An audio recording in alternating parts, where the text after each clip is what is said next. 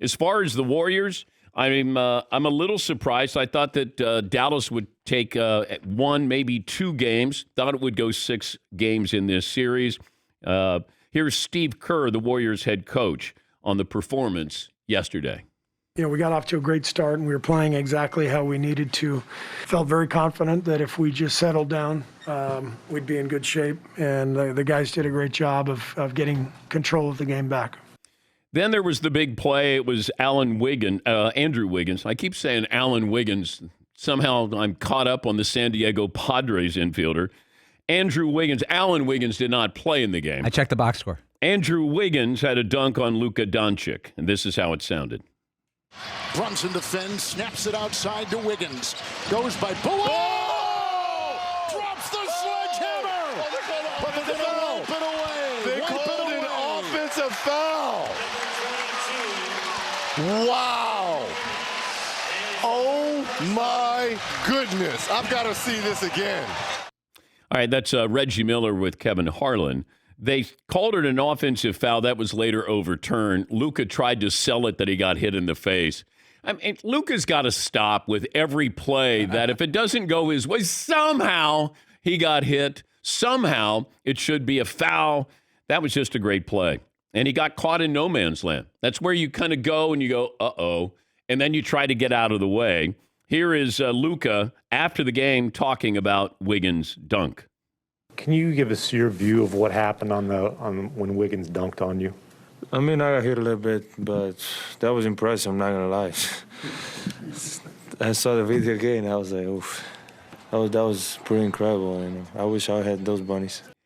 Those hops, those bunnies. I like that. But Wiggins played really well. They have depth there. Klay Thompson isn't the Klay Thompson of old, but they're able to fill in the void there by some of these other players. Jordan Poole, Wiggins played well. They have depth on that bench. And you throw in Steph Curry, Draymond Green, who's doing his damnedest to try to get thrown out of a game. I can't believe the officials didn't toss him yesterday. It's almost like he said, go ahead. And whatever he was saying to those officials, maybe he didn't say the magic word, but I thought he was going to get tossed yesterday. Luka put up 40, but if you buy into these stats, the plus minus in the series, Andrew Wiggins is plus 66. Luka Doncic is minus 61. Luka giveth and he taketh away. And you're not going to win a title with somebody who's scoring 40 points for you, unless you have other players who are getting at least 20. Luka can take you pretty far, but he's not going to win a championship with this roster, in my opinion. I've seen it too many times. LeBron, when he was with the Cavs, Jordan, when he first started out with the Bulls, you can score 35, but that doesn't mean anything.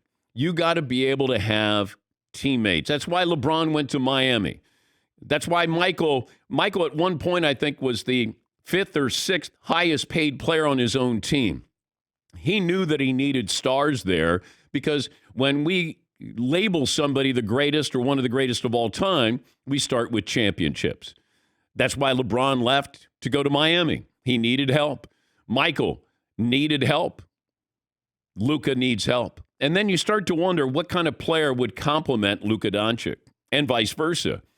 Could you get a Donovan Mitchell, let's say, Rudy Gobert, depending on what happens with the Jazz? I don't know if you can.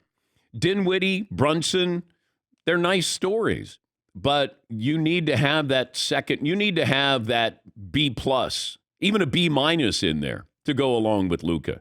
Ball dominant, he's unstoppable, but one man is not going to win a championship for you. I go back to Rick Barry with the Golden State Warriors. That's as close as you have with one guy, but it was a really balanced team, and they ended up winning the championship. They beat the Bullets, I think. But Rick Barry was unbelievable. But he was the one guy you knew. It didn't mean that he was the only really good player on that team.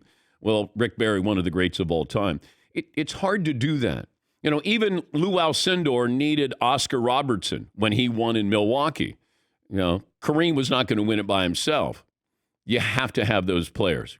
And I think looking at Luka and watching this team, maybe you get a game, maybe you get 2 games out of Golden State. But I think you almost need to go, what do we need to add for Luka going into next year?